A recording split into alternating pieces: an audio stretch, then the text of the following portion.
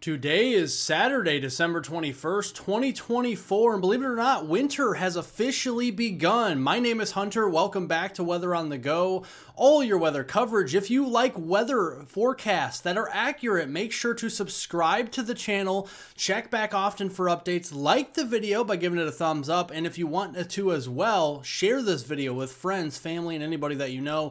I definitely appreciate it.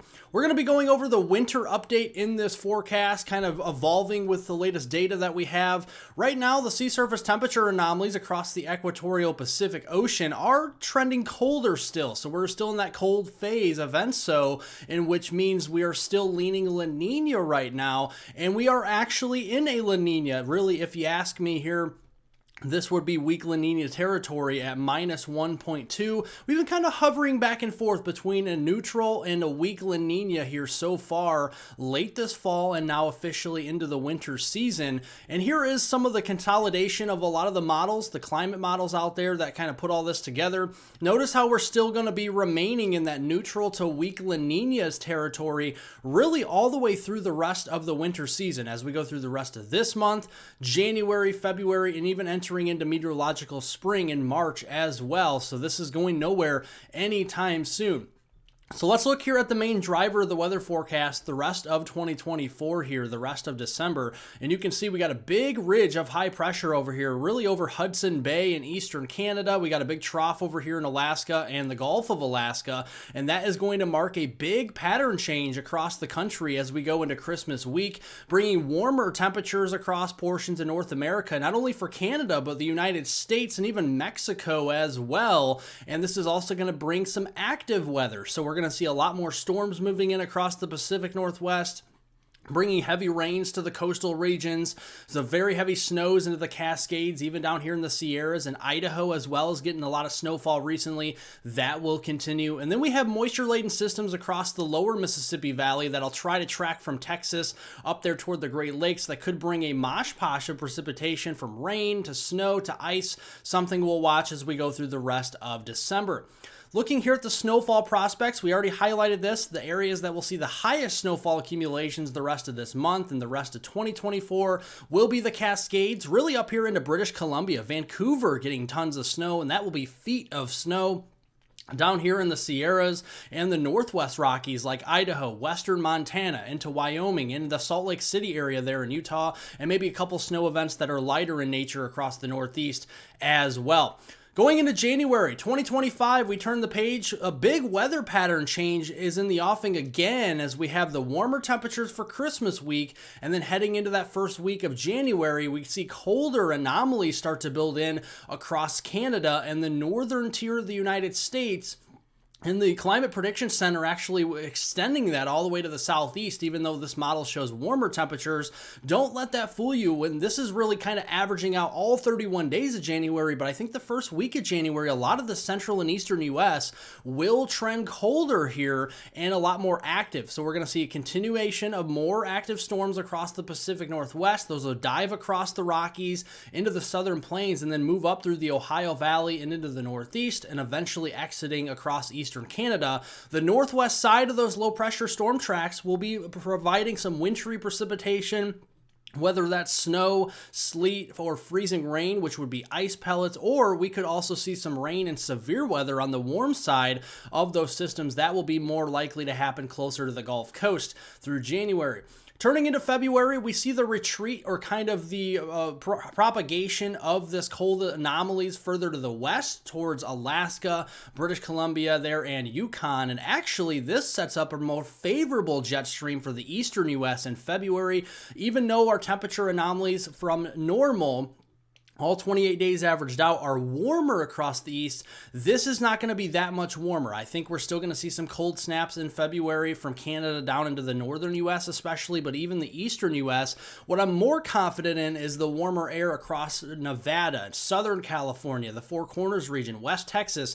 These areas have been raged by drought lately, and drier ground heats up faster than a wetter ground. So definitely going to be seeing warmer temperatures down here, and that could extend here even into northern Mexico as well.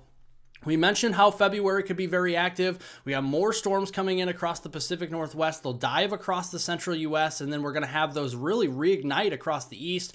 Snow tracks from the Great Lakes back toward the Midwest and into the Central Plains. More of a kind of a wild card there from the Tennessee Valley up there toward the Mid-Atlantic, and I think we could have a few snow events maybe in the Carolinas, the Western Carolinas in February, but that's all due to the depth of the cold air. We'll keep you updated on that.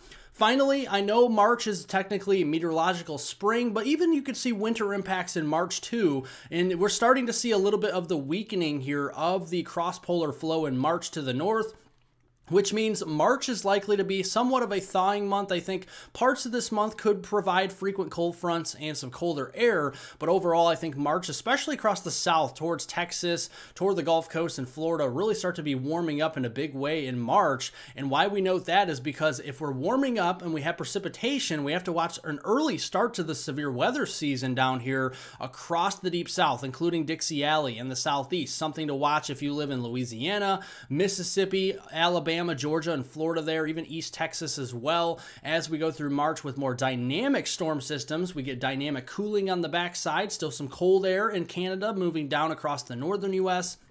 That could bring some wetter snowflakes to the upper Midwest to close out the season very late in March, and maybe even some mixed wintry precipitation events of some freezing rain and some sleet as well in the mix there. Looking here at overall at the 3-month period, January, February, and March, it's going to trend colder for southwestern Canada. I know it's warmer now, but it's going to start to cool down again as we go through that 3-month period. When you average them out, we're going to see naturally warmer weather here with a weak La Nina further off to the south. You can see that really depicted well here on the temperature anomaly map. Colder to the north, warmer to the south here, and then looking at precipitation overall, looks like it's very wet in the Pacific Northwest. That's been happening. That will continue to happen through January, February, and March. Some of those colder blasts may bring some snowstorms further to the north to areas that haven't seen a lot of snow this year so far, in places like Iowa, Nebraska, maybe even Kansas, and then more of an active pattern further to the east here. The second half of the winter season, February to March, could be very, very active across the Ohio Valley,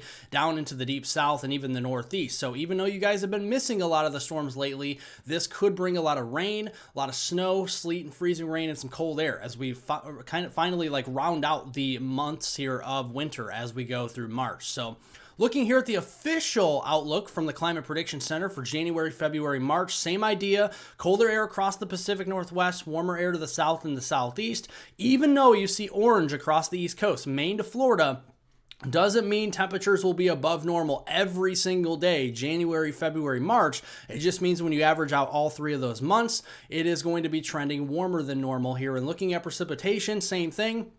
Just because you see some darker greens here in Michigan, Indiana, and Ohio doesn't necessarily mean that it's going to rain or snow every single day in January, February, March. It just means that the precipitation from normal will be above average here across the Ohio Valley and the Great Lakes. Same thing up here in the Pacific Northwest. We've had some dry time. We're definitely going to get more of that, but it's going to trend above normal. And then drier weather further to the south across Arizona, New Mexico, Texas, along the Gulf Coast, and into Florida. Again, doesn't mean it's going to be bone dry the entire time. We will still see precipitation, just less of it, less frequent events through the next 3 months.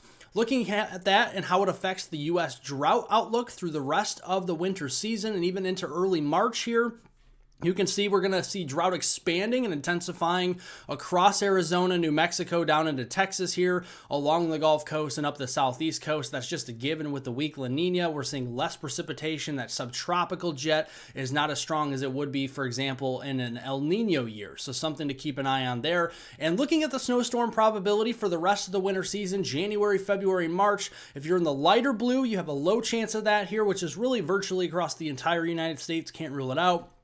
Medium blue, that is a medium chance of a snowstorm, around 50-50 odds. And then kind of looking at a more of a 75% chance or greater in those darker blues. Obviously, we've seen that in the Cascades in the Pacific Northwest, the Sierras, at least the northern and central Sierras, the northern and northwest Rockies here really cranking out. So the ski resorts out west are fine. I think they'll end fine as well with a lot of snow.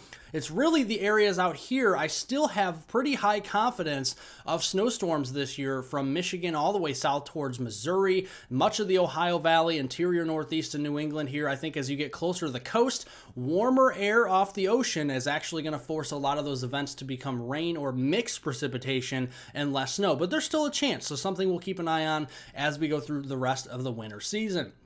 If you have any comments, questions, concerns, make sure to jot them down. I'll answer those throughout the day. Subscribe to the channel and make sure you are turning on post notifications so you're notified for future videos on this channel. Check back often for updates as well. Like the video if you did enjoy it. I hope everyone has a wonderful start to meteorological winter out there.